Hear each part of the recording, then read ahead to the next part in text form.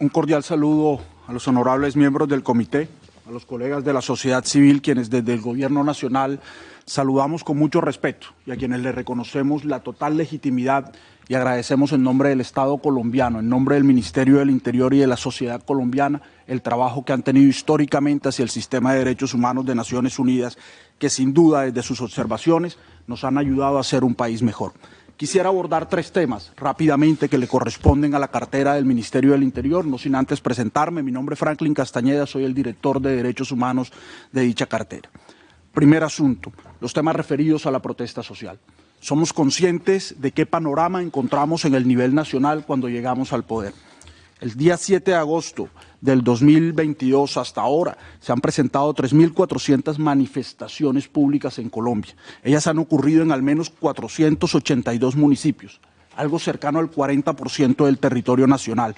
Han participado cerca de 503.000 personas en estas protestas y hemos tenido un balance registrado por el gobierno de 7 personas lesionadas en cerca de 8 meses de gobierno y con el número de personas que han participado. Por supuesto, estamos comprometidos a que este número siga bajando, en particular aquellas lesiones que afectan la vida de las personas o que dejan secuelas tan graves como las pérdidas oculares. ¿Qué hay que hacer? ¿Cómo podemos o cómo hemos llegado a reducir ostensiblemente el clima de violencia en el ejercicio de la protesta social que se vivía anteriormente? O mejor, el clima de violencia institucional que se vivía en el tratamiento de la protesta social. Hemos decidido avanzar en cuando menos 6 medidas que quiero compartir con ustedes. La primera de ellas, la creación de un sistema nacional de convivencia a cargo del Ministerio del Interior.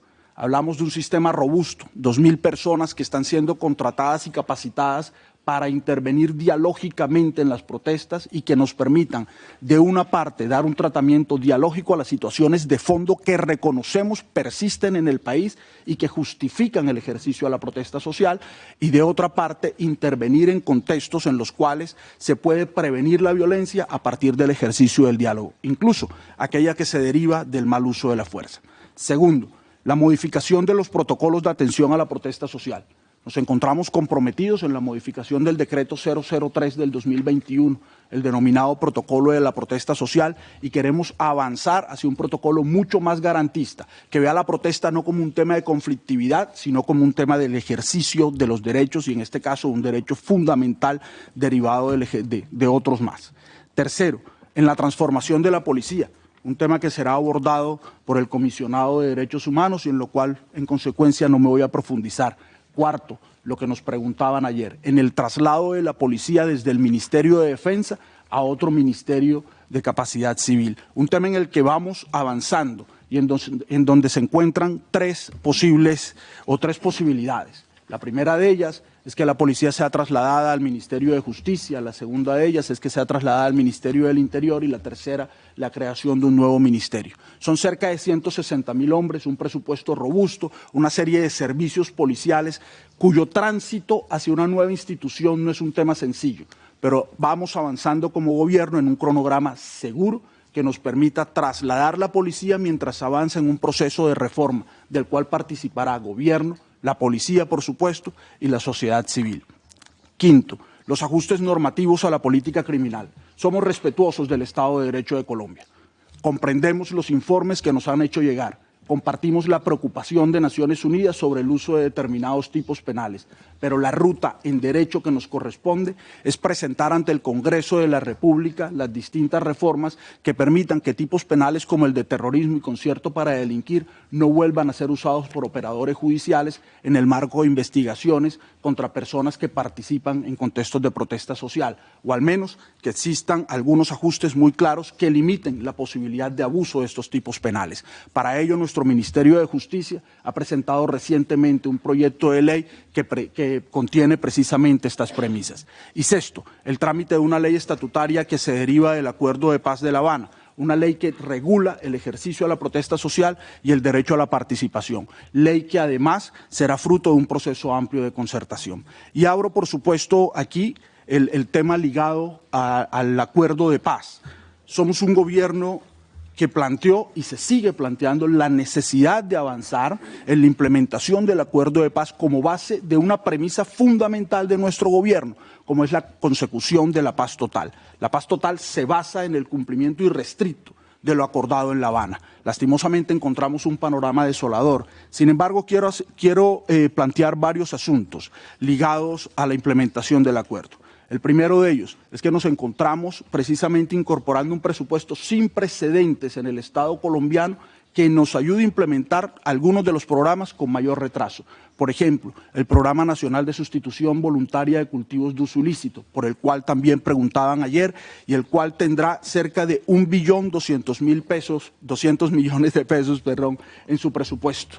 Para que tengamos más o menos una comparación, es un presupuesto superior en más de un 60% al presupuesto del Ministerio del Interior, que nos permitirá avanzar de lo que encontramos, es decir, un programa que solamente beneficiaba a 400 familias, a un programa que va a beneficiar a cerca de 45.000 familias en nuestro primer año de gobierno. De igual forma, hemos avanzado en la formalización de 1.500.000 hectáreas. Esto es más de la mitad de lo que en los 6 años anteriores se había formalizado. Avanzamos también en dotar de 5 billones de pesos el presupuesto para la reforma agraria, porque somos conscientes que en buena parte en Colombia la superación del conflicto armado pasa por la necesidad de superar las inequidades y las desigualdades sobre el acceso a la tierra. Asimismo, se han aumentado los recursos ligados a los programas de reincorporación y a los programas de seguridad. Y en particular hemos puesto en funcionamiento la estructura del acuerdo de paz, con un eje fundamental, la Comisión Nacional de Garantías de Seguridad. Comisión que a principios de mayo deberá entregar a la sociedad colombiana y a la Jurisdicción Especial para la Paz un principio de lo que es la política de desmantelamiento de grupos armados que atentan contra líderes sociales y en particular aquellos grupos que se derivan del fenómeno paramilitar. Y con esto quiero dar otra respuesta a lo que nos preguntó el honorable comité el día de ayer. Para este gobierno en Colombia sí existen los grupos paramilitares. Lastimosamente, la herencia de los grupos paramilitares sigue enquistada en nuestro Estado y en nuestra sociedad, en las dimensiones políticas, económicas, militares e incluso culturales que estos grupos, luego de tantas décadas de funcionamiento, han dejado incrustadas incluso por corrupción en algunas de nuestras instituciones. Y por ello, con toda la voluntad del caso, desde la Comisión Nacional de Garantías de Seguridad nos encontramos trabajando en una política pública que permita el desmantelamiento integral de estos grupos.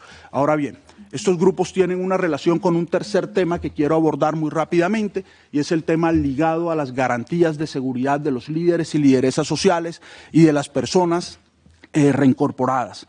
Este año la tendencia en los homicidios es una tendencia a la baja. Sin embargo, nos preocupa, por supuesto, las cifras. Al cierre del mes de marzo, acumulábamos una disminución del 31% de homicidios a líderes sociales y de 55% a personas reincorporadas, en el trimestre menos violento que han tenido las personas reincorporadas desde la firma del acuerdo. Y esto se debe, entre otras, a una medida en particular, y es a la medida muy audaz de nuestro presidente Gustavo Petro de sostener la idea de un cese al fuego y de hostilidades como parte inicial de los acercamientos con cuando menos 5 grupos armados. Somos conscientes que estos ceses deben perfeccionarse. El 24 de abril vamos a tener precisamente la instalación del mecanismo de verificación del cese al fuego con la denominada insurgencia o grupo armado del Estado Mayor Central. Estamos seguros que este tipo de mecanismos ayudará a que esos ceses continúen disminuyendo la violencia en el país. Tenemos aproximadamente una disminución del 8% en los homicidios. Sin embargo, lejos de estar contentos con esta tendencia, sabemos que debemos aprovechar el tiempo para avanzar en una política pública que nos permita efectivamente arrancar de raíz la violencia política en contra de líderes y lideresas sociales. Y por eso venimos avanzando en cuando menos 3 políticas públicas. La primera de ellas, queremos avanzar en la concertación de la política pública de garantías a defensores y defensoras de derechos humanos. La segunda de ellas, la modificación de la política de prevención y la tercera de ellas la reingeniería de la Unidad Nacional de Protección. Esto que hemos acordado interinstitucionalmente en Colombia, ya lo hemos hablado con las plataformas de derechos humanos, con los movimientos sociales y con las plataformas de mujeres. Y le hemos planteado a estos movimientos sociales que no solamente sean nuestra contraparte en materia de concertación, sino en particular a las plataformas de mujeres que se consoliden como asesoras del Estado para que estas políticas públicas no solamente tengan un enfoque de género, sino que tengan un claro enfoque feminista y de esa forma dar impulso a la resolución 1325 de Naciones Unidas que nos impulsa a la mayor participación de las mujeres en los temas de paz, derechos humanos y seguridad. Muchísimas gracias.